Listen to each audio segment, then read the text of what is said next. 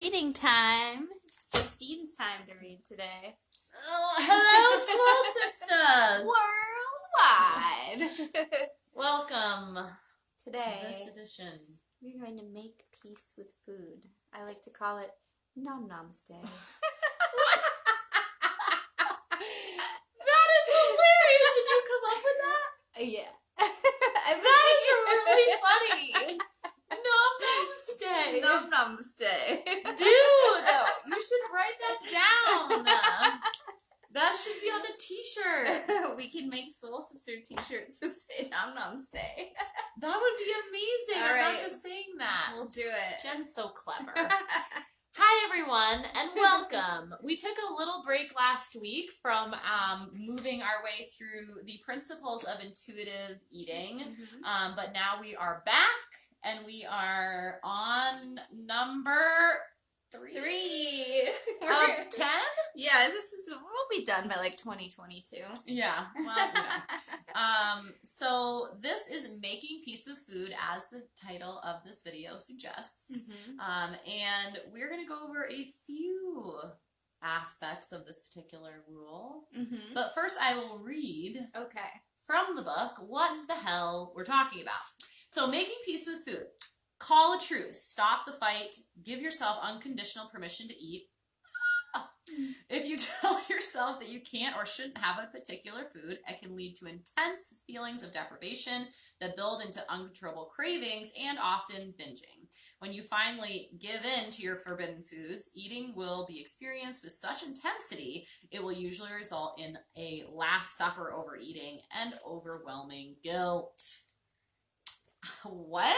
I've never had this happen to me.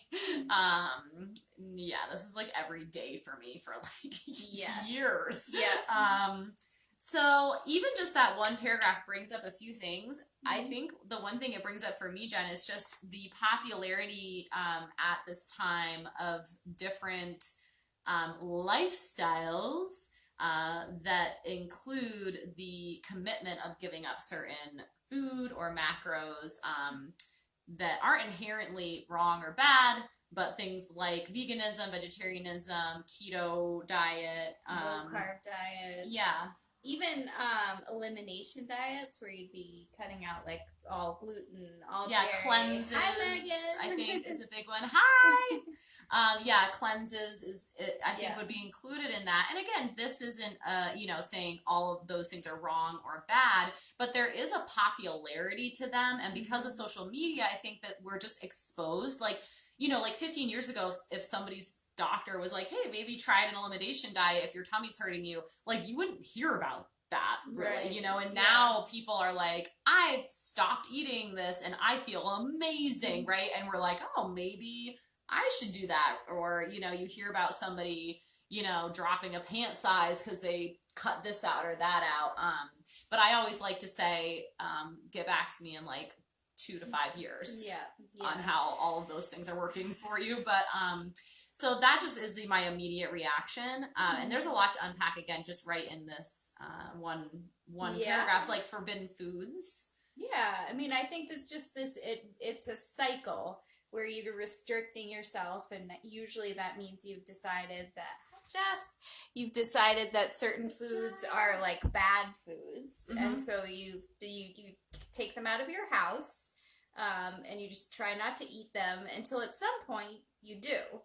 You know, because like Thanksgiving rolls around, a holiday rolls around, you're really hungry and you're at an event and you just can't eat your whatever planned food, and then you eat that food and then it leads to this like rebound eating, and you feel out of control, and it's this idea that you've like gone off the wagon, and that you need to like crawl your way back onto this proverbial wagon somehow and begin to restrict again. So it's just this like cycle of restrict and binge and restrict and binge, which is why diets fail. Yeah, and I think that most people are on some level of this pattern. Whether it's extreme, there are people who are on extreme levels of this, and that's like, like an eating disorder, for instance, all the way down to very mild, people who I was kind of joking around about, the people who you're like, oh, do you want a cookie? And they're just immediately like, no. You know, they don't even think about, like, maybe I would enjoy a cookie. You know, it's just like immediately, you know, like they don't want that. You know, it's like this very, it's like people who are kind of having this constant level of restriction happening all the time, in a way that's not listening to what they're actually wanting or needing, or satisfaction, right? Yeah. Which one of the things I love so much about intuitive eating is the inclusion of satisfying foods. And the idea, I just had a conversation with girlfriends last night about the idea that, like, if you don't let yourself have what you want, you generally will just want it more. The other thing is, so, like, let's just say, like, you're like, I really want, like, my favorite ice cream, and you're like trying not to eat it. So then you're like, okay, well, instead of that, I'll have like a rice cake with jam on it. And so you eat that, and then you're not satisfied. So then, okay, well, I'll have some Special K with non-fat milk, and then you have that, and then you're not satisfied, and then, right? And so by the time, after all this stress, like, you're searching for the satisfaction, and there's nothing wrong with that. I think that we have this thing in our society where, like, oh, that's so indulgent that you would want to be like, have the pleasure of ice cream, you know, like, I don't know, it's so bizarre. It's like, why not just have the ice cream instead of stressing the hell out? And then in some cases, eating more than you would have, with no joy, with this feeling of, like, searching for this satisfaction. So I will say that rice cakes are always given as this, like, the terrible bland food that people make themselves eat. Some people really like them though. I like rice cakes, but, like, what kind? the Lundberg kind. Yeah, because there's, like, different kinds. kinds. Be the Lundberg kind. Yeah, and that's what I want to, you know, just Sorry. like it's like not have anything to do with anything. But. no, but it's a good point, because here's the thing. I think it's really similar to a lot of things where, like, people want to swing to one side or the other, right? Where it's like,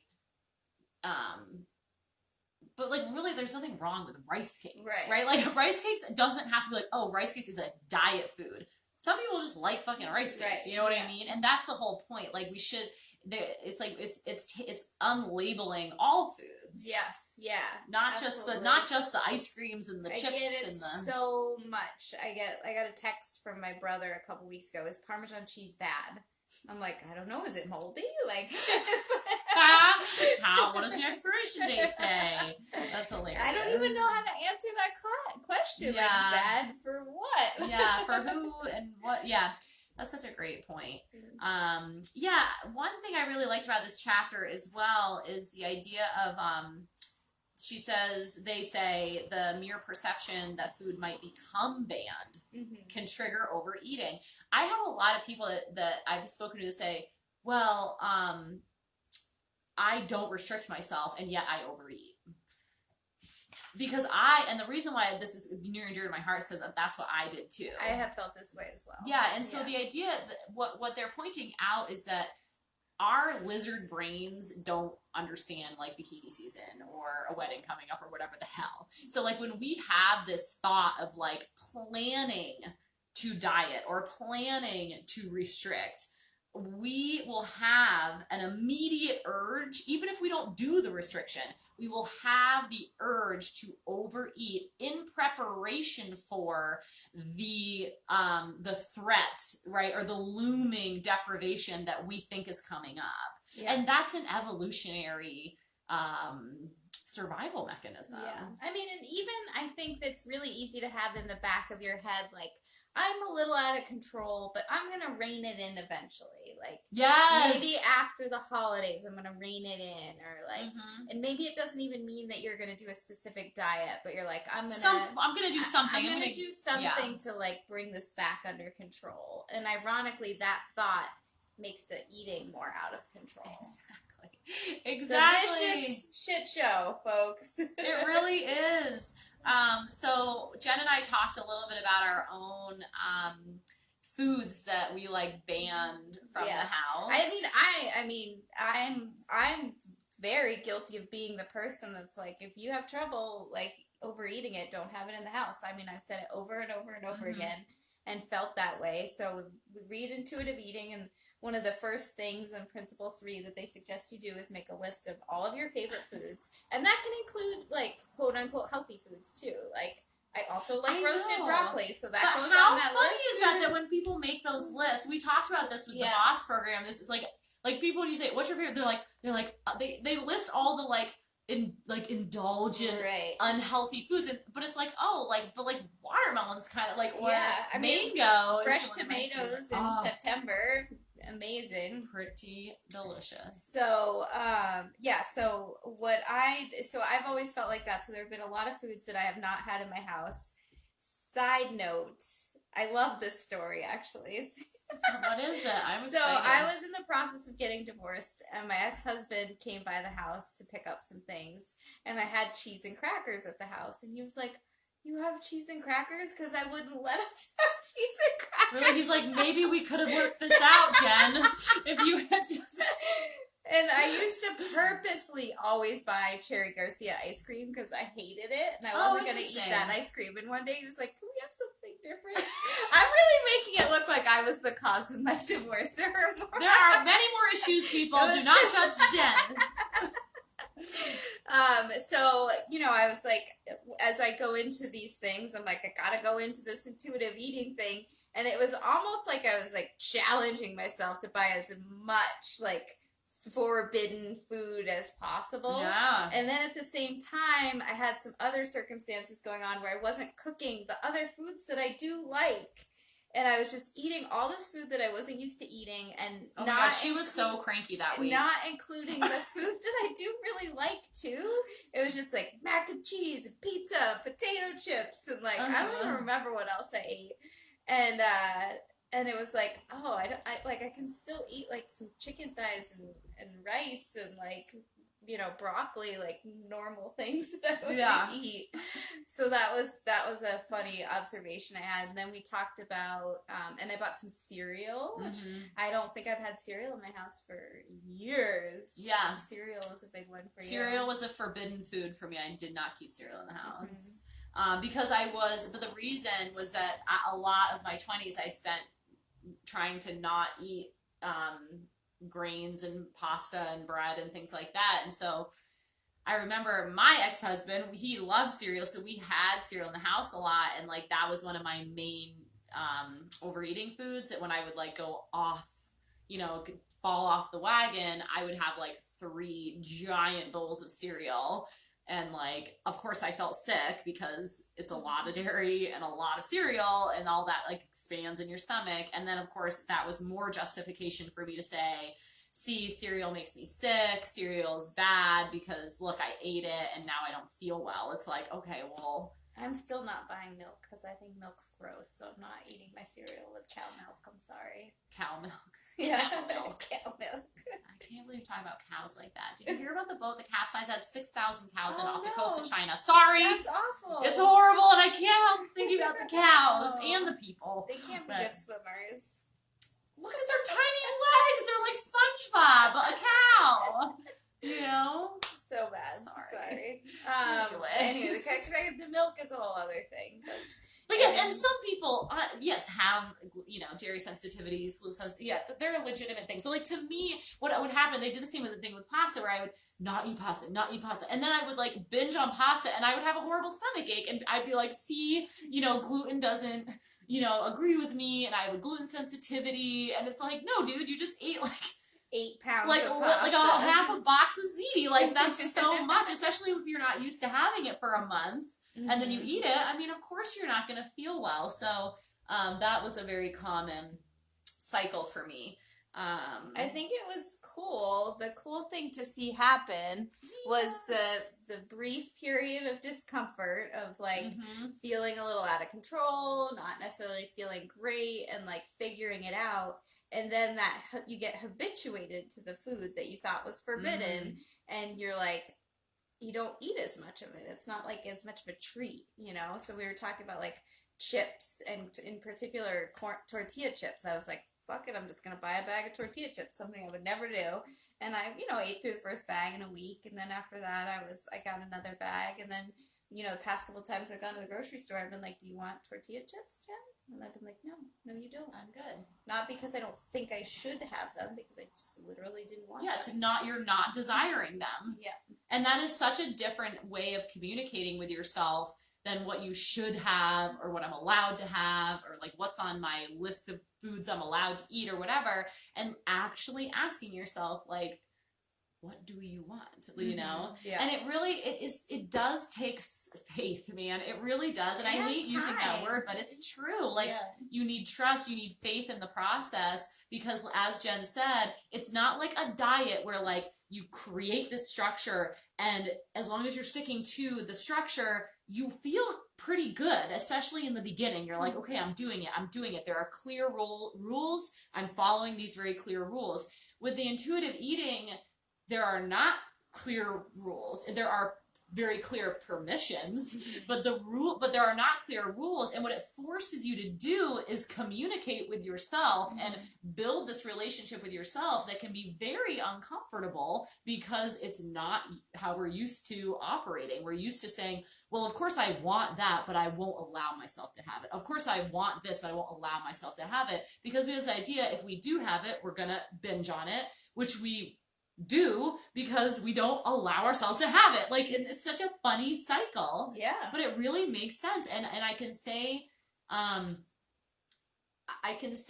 that for me, this is coming at a time in my life where I'm able to implement it. And I think that we shouldn't be putting pressure on ourselves or anyone else to adopt this way of eating at any, like, do you know what I mean? Like, I'm not saying like everyone needs to get the book and do this. Right. That's not what I mean, because I really think it depends. I think we have to go through things and now I feel ready to and do it might seem trying out some of these foods might feel more comfortable outside of the house too.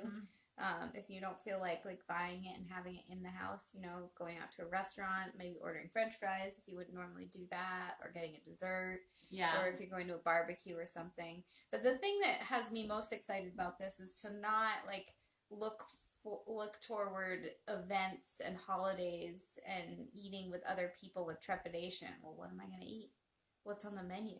Do they have salads on the menu? Like, what if I go to a place that doesn't have that kind of food, and then like, you know, I've had a lot of my life where I think like that. Like, okay, I'm gonna go home. Like, you remember not to eat the cookies. Like, you know, like, I don't know. So it's just nice to like just be released from worrying about that. Yeah, I agree. And I would say too, you can read the book and go through the principles and not, you know, I think about it kind of like a 12-step program. Like, I know that there is like, you have 1, you know, through 12, you're supposed to do it in order. But at the same time, it's not like you can't get anything, you know, out of this if you just are like, okay, well, why don't I just try this? This one I feel comfortable with. Like, I can do this, you know. But the habituation part is really, really incredible. And I can say that is one of the coolest parts. Jen and I have talked about it, where now I do keep ice cream. My 2 favorite ice creams, pistachio and strawberry cheesecake. I keep them in my freezer almost all the time now, which was really, really, really frightening. And I'm not gonna lie, the first week I ate a lot of ice cream because I think my part of me was just like, really? Like, no, you're not going to let us do this. We better eat as much as we can now because I don't trust you. You're going to take this away from me. And then as this part of me saw like, oh, ice cream in the freezer again. Okay. Oh, and tonight? And then it's like, okay, yeah, you want ice cream? I always ask myself, you want some ice cream? You want some ice cream? And finally it's just like, I don't really need the ice cream. And it's not that I don't have it now. I do. But I just have this trust now that it's like, oh, you're not going to take this away. I can have this when I want it. Yeah. And it's really freaking wild to get to that point. It's really wild. There is definitely like a mindset shift that's happening slowly over, you know, several months. But again, most people probably are going to have a little bit of time where they are going to be overeating some of these foods. It's not like you're going to be like, all right, guys, I bought all my favorite foods and, you know, now I'm going to eat them like only till I feel satiated, right? No, of course not. Like, if you haven't allowed yourself to have Reese's peanut butter cups in your house for years, hey, you might have a little Reese's party, you know, but that's part of the process, and allowing that and saying lovingly, like, eat what you want. Like, it's okay. I'm not going to judge you. I'm not going to punish you. I'm not going to shame you. Like, those are really important things. And it really speaks to what kind of relationship do you have with yourself that, like, you would shame and judge and berate yourself. And we've all done it. But that's the larger piece of this, I think, that is not, I mean, they do talk about it in the book, but that's really powerful is it really highlights what kind of conversation are you having with yourself around food, about like, you don't get to have that. And I've talked about that. I think I've written about it as well. Like just that voice in my head is like so nasty to myself. Like you don't get that. Like you don't get to have that. Like you don't deserve that. Like you didn't work out enough today to have that. Right. Like, oh my God, like so mean, you know? So that's been a really cool change for me too. It's just a more loving, nurturing side of myself coming out and saying, hey honey, like, what do you feel like? Like, what do you want? What do you need? You know? Yeah. It's kind of neat. It is neat. So I think that unless you had a notebook with things on it, but that's okay. I think we kind of covered it. It's, you know, this is part of the boss program this month. Actually, we're doing these exercises. But basically, if you want to start by making the list of foods you enjoy and circling the ones that you have considered forbidden, and maybe try some of them. Well, experimenting. Yes. You can always go back. Oh, and the biggest thing about this too is asking yourself if you actually really do like the food. Because it might have been like a forbidden food, and then you eat it, and you're like, but I don't even really like it that much. Yeah, and that could really change totally. And we were talking about this, about like desserts and stuff that like look so good, and then you eat them, and you're like, oh, that really wasn't that great. Oh my God, that's so true. So many desserts. Really, like, honestly, this happens a lot with mini cupcakes, I find. They look so cute and so delicious. Yeah. And I'm like, ooh. And then I have it, I'm like, this doesn't honestly taste that good, but I'm already now have it in my hand. Or I just want to eat the frosting off the top. Yeah, it's really interesting. You know what I noticed last night was as I was like felt really satisfied, and my girlfriends and I had like a big kind of like just a bunch of hors d'oeuvres or whatever. And then I had a little conversation in my head like, okay, like, do you need more? Are you hungry? Like, what looks good? And I was like, I really feel fine. Done eating. And then as she was clearing the table, I began like eating cheese and like and I just was like, and she was like, oh, do you want me to keep it out? Like, I don't want to take it if you're hungry. And I was like, no, I'm not hungry actually. Like, I don't know why I'm doing that. It was so, it was like, oh my God, the food's leaving, and I'm like going after the food. It was just, but again, it's like, it's nice to be able to look at it like, oh, that's an interesting thing I'm doing here, you know, and not be, you know, like ashamed, like, because I think at one point that would have, her being like, oh, are you still hungry? I would have been almost like a little defensive, like, embarrassed, like, no, I'm fine, like, oh, no, you know, but I was like, I kind of just paused, and I was like, no, I'm okay, like, I think I even said, like, I don't know why I'm grabbing at this cheese, like, it's the last cheese on the planet, but I thought it was kind of interesting. Oh, thanks, Megan. Yeah, thank you so much. Yeah, it's a good book. Yeah, I think, I swear to God, I think it was like $12 or something. Oh, nice, yeah. Maybe not. Yeah. All right. I think this was good. It's a lot of information. Obviously, always curious to know your thoughts. Have you tried intuitive eating? Are you an intuitive eater? Are you curious about intuitive eating?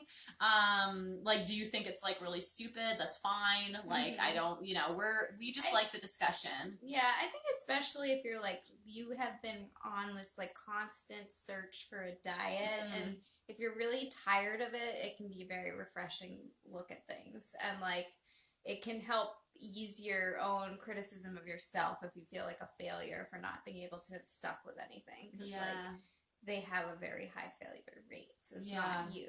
Yeah, it's so crazy how we're like, how we've been so taught to think that like when diets don't work, it's like we're not strong enough, we're not good, like there's something wrong. It's like with if us. You paid for a prescription and it didn't work, and they're like, that must be your you didn't take it right. You didn't do it right. Did you massage your throat as you were swallowing the pill? Yeah, it's just really amazing the absolute number that you know, mainstream media and diet culture has done on our psyches. It's really wild. Yeah, we're trying our best. We're railing against it. Fight the power. Totally. All right, everyone. Thank you so much. Bye. We'll see you.